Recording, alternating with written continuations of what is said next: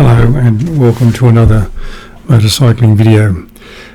For context, it's a Thursday the 26th of February 2026, and I'm just out on a ride with no particular place in mind. Just happen to have some time to take a ride, and so I've jumped on the Spider and I'm off riding around the town. So enjoy the scenery, and hopefully something in the commentary will be of interest to you and you might feel inclined to comment on it. So in this video I'm going to talk about a couple of things: YouTube, its algorithm, AI, and the future of motorcycle related content on YouTube. Now, before I get into the topic at all, or get into the meat of this subject, a couple of clarifications. Number one, this is not me having a whinge about losing subscribers or losing income. I'm very happy with the number of subscribers I have. Obviously, like everybody else, I'd like to have more subscribers, but I don't go out actively touting for them, if that's the word. I'm happy for people to subscribe to the channel if they wish to, and if they don't wish to, then I'm fine with that as well. I have no commercial arrangement with YouTube or sponsors of any sort. I have no merchandise I'm trying to sell you. I don't have a Patreon. This is a hobby for me. It's not a source of income. It's just a case of a bloke jumping on his bike and talking about whatever it is that interests him. Hopefully it's motorcycle related most of the time, but occasionally it isn't. And just offering my opinion and my thoughts on various things, motorcycle related or otherwise. And so it's not a case of me having a whinge about losing income or subscribers. It's also not a case of me having a complaint about how YouTube does business. The comments that I make about how the algorithm works and how YouTube as a platform works are just a matter of fact. It's not me complaining about them, it's just saying that's the way things are. And I don't want to be seen to be being critical, not because I'm afraid of being chucked off the platform or anything, but because I'm not being critical, I'm just stating the facts as I understand them.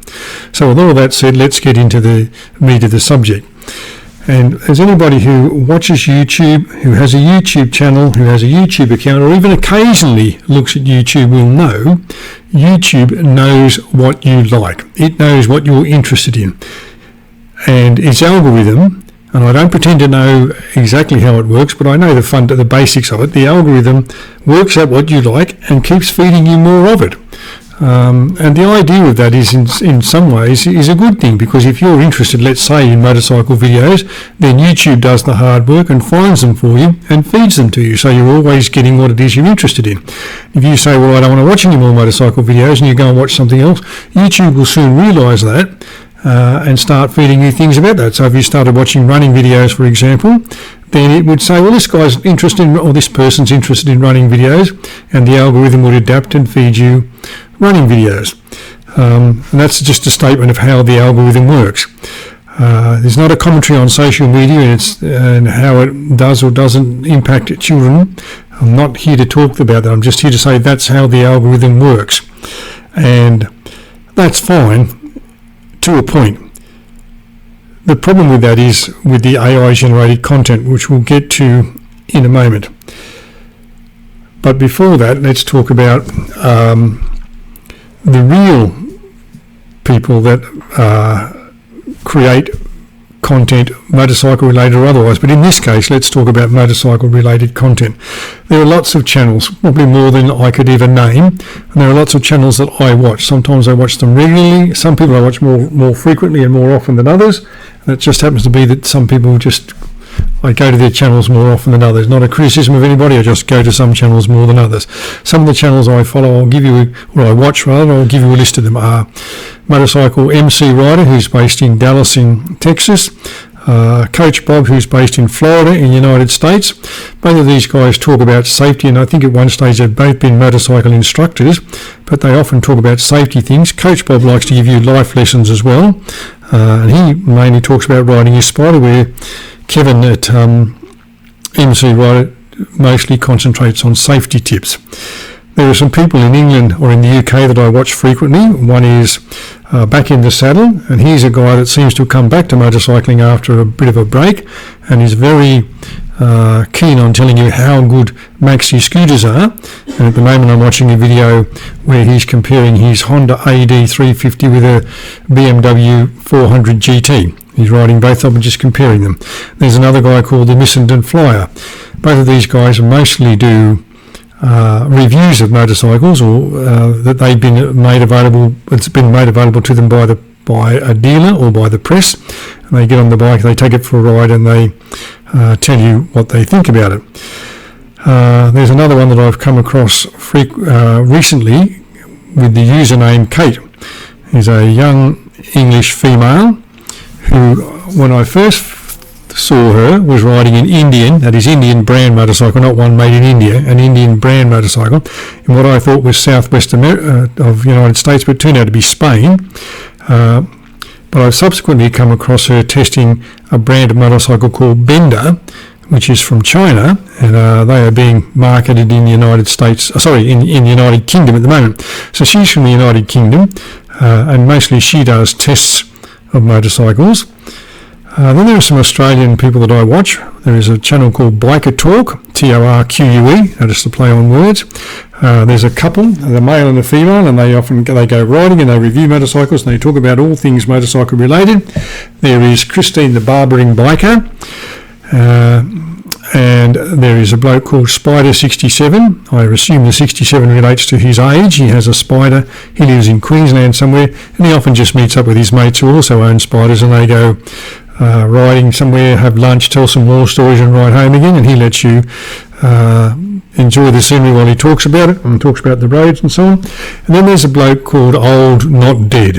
Yes, that's the name of his channel. That's also the name of his website and the name of the merchandise he talks about that he sells. And some of those people have commercial arrangements with either sponsors or merchandise or YouTube. Some of them have Patreons. I'm not here to defend any of that. I'm not here to explain their financial situation because I know nothing about it. But it was Old Not Dead who was concerned that AI-generated motorcycle content might at some point supplant people like him who create motorcycle content. Now, all of those people that I mentioned, all of those channels that I mentioned, and lots of others undoubtedly that I didn't mention because I don't know about them, have a couple of things in common. The first of those is they have an absolute joy and a passion about riding motorcycles, and they want to share that joy and passion with you. They want to tell you about the joy of riding their Spider somewhere, or the joy of taking the Harley Davidson in the case of Old Not Dead and going on a ride, or going on a group ride with his mates, or in the case of the Barbering Biker, going to some country town where they're having a festival of some sort and giving some bloke in the town a makeover by trimming his hair and his beard and so on, and just generally joining in with the community. The same with the other people that I mentioned in UK and United States. They have an absolute joy of riding motorcycles and they want to share that joy with you. The second thing they have in common is that they are actual people riding real motorcycles on actual roads. And why that matters is because of what is the alternative. The alternative is that we get this AI-generated content. AI-generated content either takes generic footage of people riding a motorcycle on a road, but not the person who's talking about it, matches it with a inoffensive, bland, professional-sounding but nondescript voice, so it's not broadly Northern England, which you can clearly identify, or Southern American, or in the case of Coach Bob, he's got a particularly noticeable, I guess it's Floridian accent, or it's not a clear Australian accent. It's just a sort of nondescript and inoffensive accent because it's generated by a computer and it reads a script and it delivers it perfectly and very professionally, but it's not an actual person riding an actual motorcycle on a real road. And you might wonder, well, why does that matter? Well, let's think of some examples. I'll give you a couple of examples of why it matters in a moment, but let's think about this. Imagine that you are in the market for a new bike. You're thinking, I might get a new bike. The one I've got's reaching its use-by date, or I want something bigger or better or different or whatever, and you go watching motorcycle videos on YouTube, and you think that in some cases you're watching an actual person riding the motorcycle, but all you're watching is somebody using stock footage or footage from a marketing department and using a whole lot of buzzwords that you'd expect a marketing department to have told them and to have woven into the script that they're delivering, but they're not giving you any real experience of the motorcycle. Let me give you a couple of examples. I mentioned username Kate and Biker Talk. This is one person in the UK, but was actually riding this bike in Spain. She was riding an Indian brand, as I said, motorcycle, and Biker Talk was riding an Indian brand motorcycle in New South Wales. Now, username Kate was riding this bike in Spain, and at one stage she was with a group of riders, 3 or 4 other riders, and at one stage they all stopped to make sure everybody was okay and everyone could catch up and they could perhaps debrief or whatever, and she made an observation about there being a lot of heat around the rider's right leg on the motorcycle. And that, of course, is because of the exhaust. It's very close to where the foot pegs or footboards are on the Indian. That's not me criticising the Indian, it's just stating a fact. I had a similar problem with the Kawasaki Vulcan Voyager 1700 that I used to own. So there was a lot of heat around the rider's lower right leg from the Indian. Now, Biker Talk, there was the man and the woman. They were both riding the bike. They were taking turns. She rode it for a while, he rode it for a while, and they swapped over and so on. When she was riding it, she made a couple of observations. One is that she felt the ergonomics just didn't seem right for her. She seemed to feel as if she was a long way back on the bike, and she was stretching her arms out to reach the bike and stretching her legs out to reach the pegs and the shifter and the foot brake.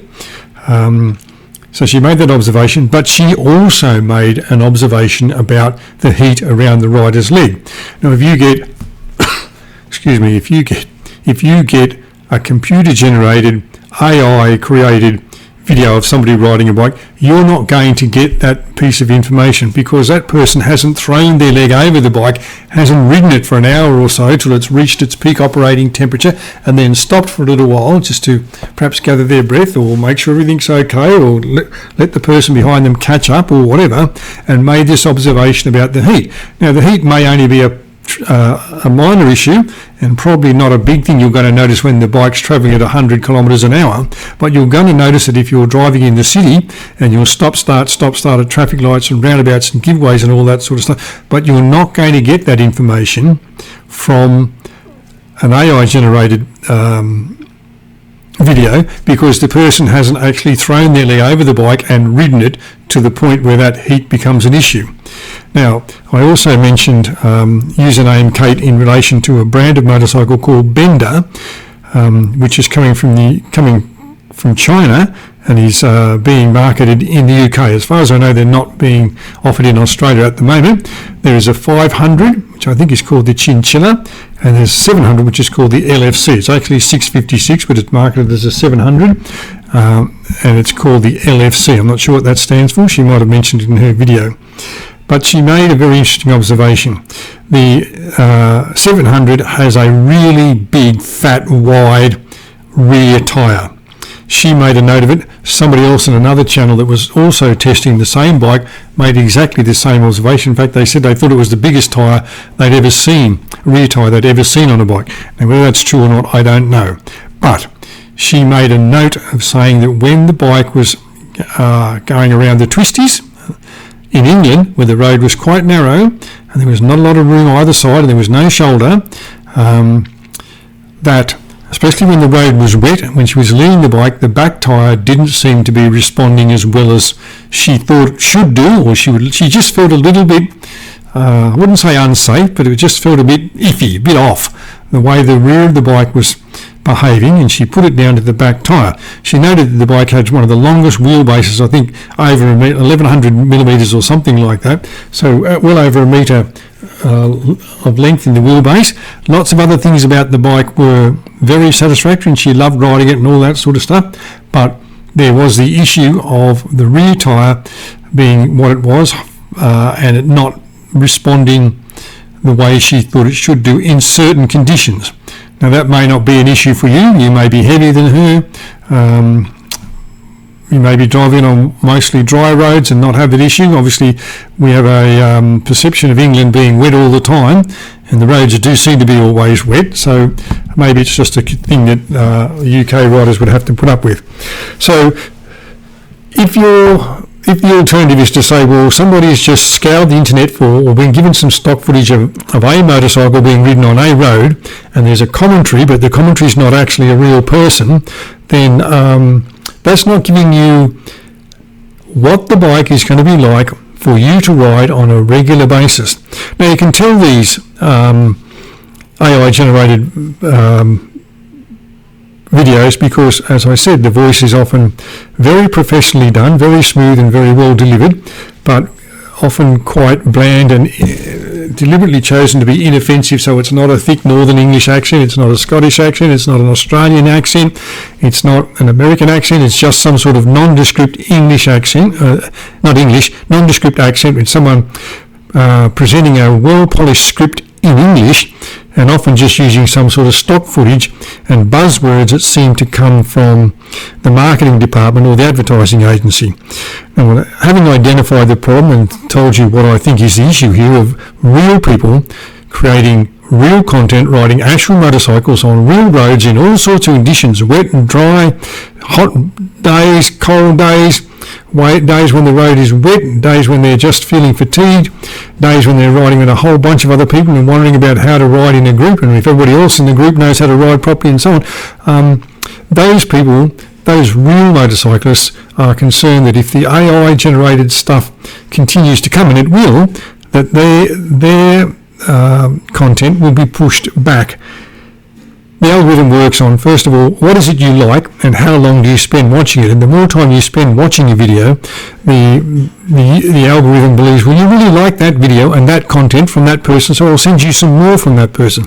So if you watch this computer-generated stuff, and often it's only very short, 5 or 10, 15 minutes at the most, whereas some other videos like this one are much longer, it'll send you more and more of that. And so real people riding real motorcycles will get put to the back of the queue. Now, as I said, in my case, it's not I'm worried about how much money I'm going to make or anything, because I don't have any of those issues. But some other people do have that concern, and I think it's a genuine concern for them. So, having identified the problem, what can you do about it? Well, I guess the first thing is you can pick out the channels that you like and the ones you want to see content from, and you can subscribe to those channels. That helps the person making the content, because the more subscribers they have, they feel as if they're validated, they feel if somebody's watching their stuff and they feel like they want to make more content. You can of course hit the notification bell, as many of them say for you to do, so that when they post a new video you'll get told about them. You won't have to wait for someone else to tell you. You'll get a notification popping up on your screen saying blah blah, Joe Blow has posted a new video or whatever. You can also comment. If you comment, please comment positively or comment on the content, not the person, because you don't really know the person. You only know what it is they're talking about in regard to motorcycling. So comment on the content. If you feel there's something about their video that needs to be improved, then make a suggestion, but make it in a positive way. So if you think the sound's not quite right, or the camera's not doing it's not pointed properly or something, give them a positive bit of feedback about that. But if you make a comment, generally the person viewing the content or who owns the channel can work out whether you're a real person or not and whether to respond to you or not, but they get the sense that, well, somebody's actually watching the video and someone's actually interested in what I've got to say, somebody's got a thought about what I've got to say, and you can even respond to them. The other thing you can do is, when you get a video, or when a video comes to you, when you open one and you realise it's a computer-generated one, in other words, it's got the stock footage, it's often the same bit of footage repeated 2 or 3 times in the same video, it's a bland and nondescript English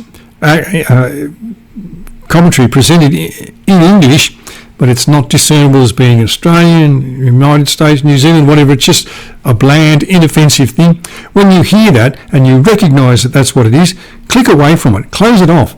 The quicker you close it off, the shorter amount of time you spend watching it, the YouTube algorithm gets the message that, well, you don't like watching that sort of stuff, and it won't tell you about that stuff. It won't send any more stuff to you.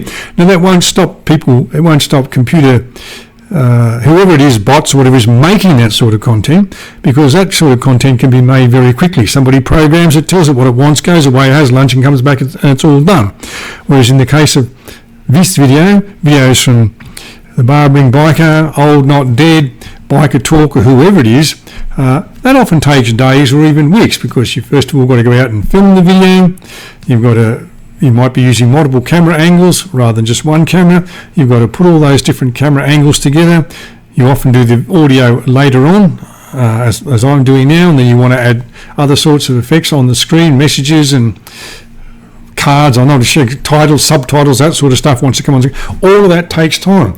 And even if you are doing YouTube work as a full-time thing where you have monetized and you are making some money, it all still takes time. And if you've got merchandise that you're trying to sell as well, and you're addressing customers who've got their merchandise or haven't got their merchandise, or got it and didn't like it, or didn't want it, or it's the wrong size, whatever, you've got to deal with all those sort of issues, as well as keep making your video. So it takes longer to do it if it's a real person doing it than it does if it's a computer doing it. So what do we want? We want content from people who are actually riding motorcycles on roads in real time, actual motorcycles on actual roads, and making commentary and telling you about the motorcycle or about the conditions, or you can see the conditions. As you can see here, it's a bit of a grey day today and so on.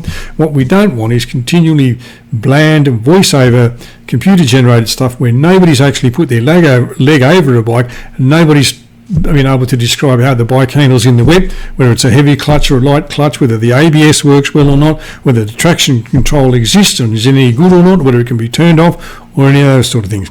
So those are my thoughts about AI generated computer motorcycle content. If you have an opinion or a thought, please leave it in the comments, and when I become aware of it, I will respond.